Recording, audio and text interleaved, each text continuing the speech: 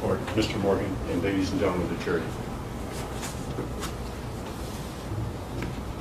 The one thing that wasn't mentioned in any depth in the opening statement was what I think the evidence is going to show, and which is beyond dispute. Chris Heben was shot. There's no question about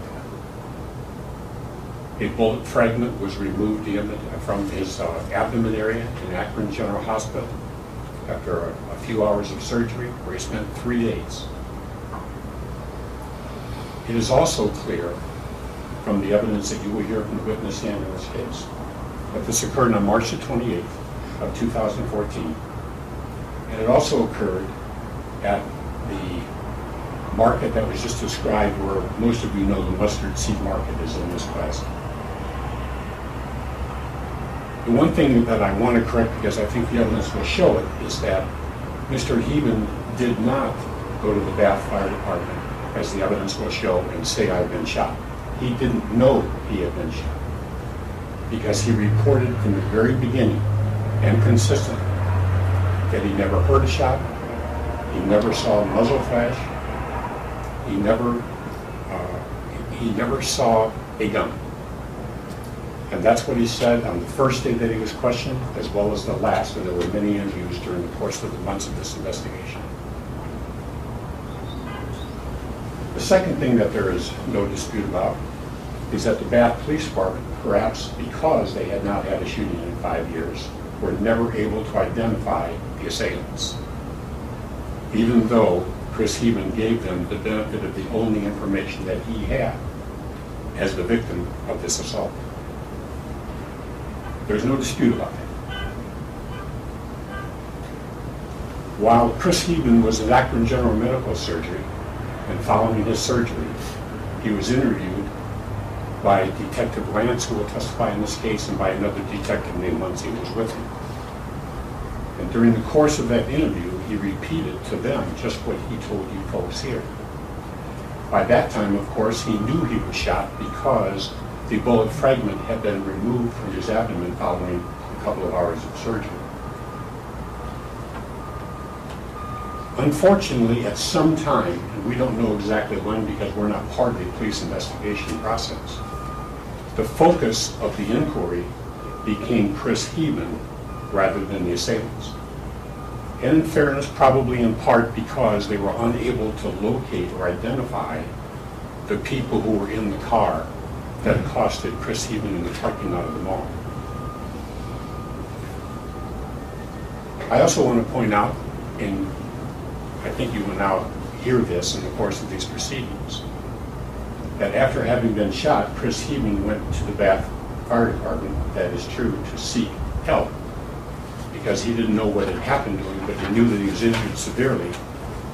Because of his experiences, he knew that he was going into shock. He knew that he was in danger, so he went to the Bath Police Department to request help. He did not tell the Bath Police Department that he was shot. He did not tell the police department that he was accosted by 3 black males. I'm going to let you hear that recording. You'll see that's not what he said at all. He didn't know. He knew something that hit him in the stomach. He knew he was injured severely. He knew how it happened and described that, but he didn't know those facts until later on, and neither did the police. The Bath Police Department began an investigation, but the investigation began after Chris Heben had gone to the Bath Fire Department and to the Bath Police Department and was taken to the hospital. They didn't know, except for bits and pieces, what had happened in the Mustard Seed parking lot. And they went back to the parking lot, then attempting to find what could not possibly have been there, because the one thing they did know was that the assailant's car left the parking lot, and they didn't know where to find it. It's a busy place, as Mr. Morgan just described. The investigation continued, and Mr. Heben cooperated with the investigation until it became clear to him that their failure to identify or to apprehend a suspect, the attention focused to him. And he knew that, and it was pretty early on. As a matter of fact, one of the questions asked of him in the hospital, have you ever been arrested? That should give you some clue as to what they're thinking even in the first moments that they're in the hospital. Who is Chris Heben? You see him sitting here today, but people can't be judged by what they look like. So let me tell you a little bit about him that you will learn in the course of these proceedings. He was a graduate of Lakewood High School. Following that, he went to Cleveland State University and received a Bachelor of Arts, and basically it's in health sciences, because he eventually became employed as a physician's assistant. He went to Tri-C after that and was in their program there also. The program to train him to be a physician's assistant. He also served 10 years in the military, and not just as a soldier or as a Navy man, but as a Navy SEAL, which is specialized intense training, training that only a few can succeed in. And that's what he did with 10 years of his life. He was deployed overseas to Afghanistan and to Iraq on more than one occasion. And you wouldn't have to take just his word for it, because the Bath Police Department investigated that also and found that not only was he a person who was honorably discharged after 10 years, but he was a person who was a decorated Navy SEAL during the course of those 10 years. They questioned his background because they were already suspicious about him, because they did not know who the assailant was. He is also the divorced father of a 13-year-old son. He has a shared custody agreement where about 4 days of every week, sometimes 3 days a week, he takes care of his son. His son being named Mason. He lives in Medina. And one thing about Chris that I want to tell you about right now, he's not perfect. He's made the errors in his life. And what the error I specifically refer to is that in 2008, while working as a physician's assistant, he wrote a prescription for friends of his for steroids. And it's not what we classically think of as a drug of abuse, but it's unlawful. And when it was determined that Chris had written those for his friends, he was charged with that crime. He knew that he was wrong. He admitted his guilt, and he served successfully 2 years of probation for that offense.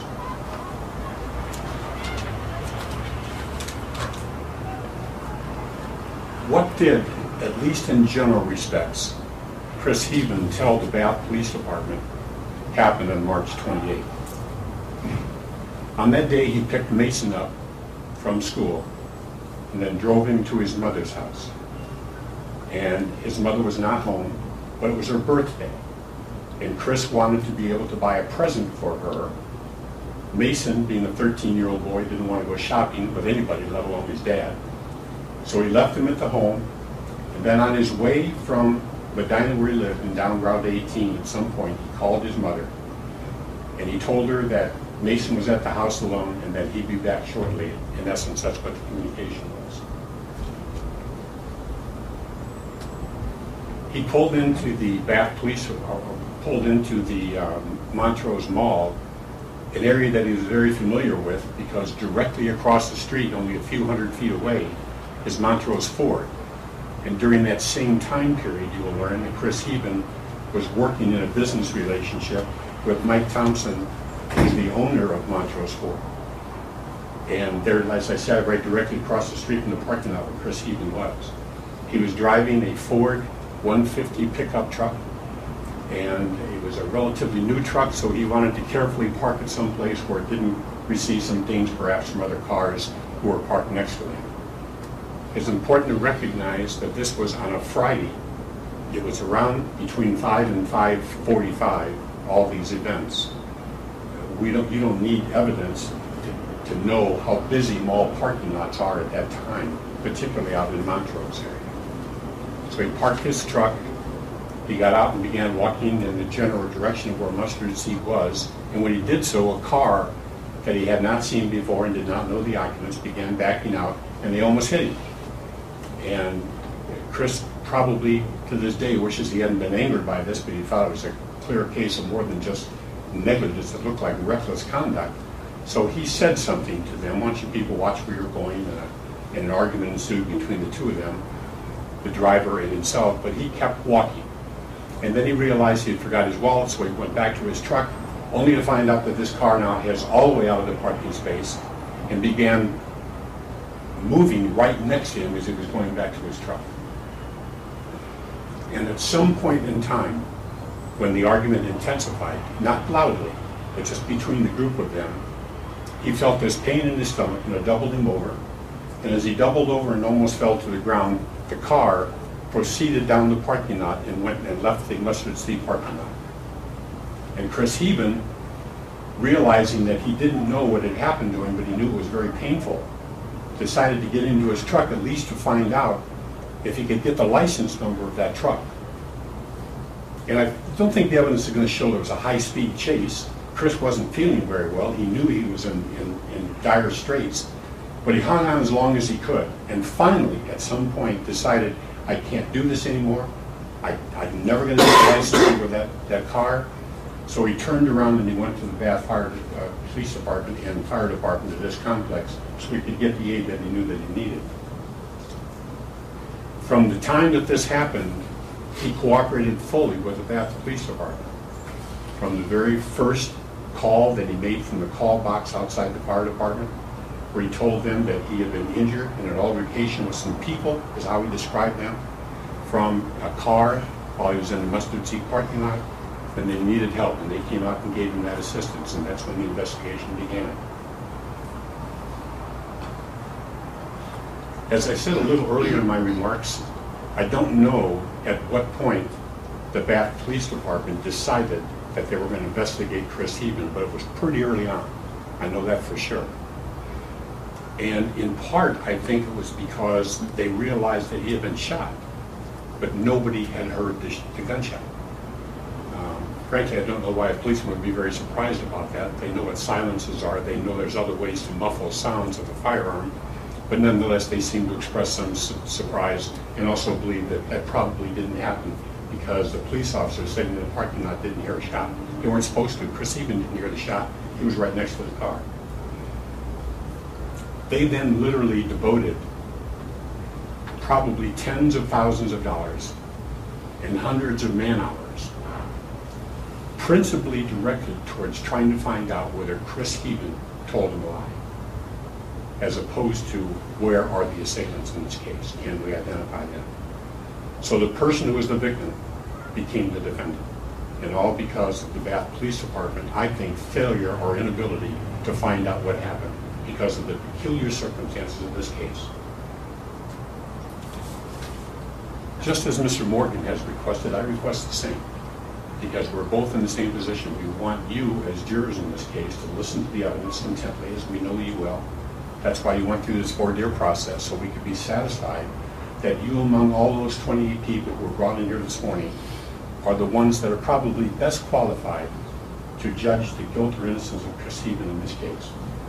And the only way you can do that is by listening to the evidence presented by the prosecution, the cross-examination that you will hear, the exhibits that are going to be introduced, as well as the reasonable and rational inferences that you can draw from testimony and exhibits. And we think when you hear the end of that, you will find in your hearts, as well as in your intellect, that Chris Heben is not guilty of falsely representing anything to the Bath Police Department that day. He simply wanted help. Thank you.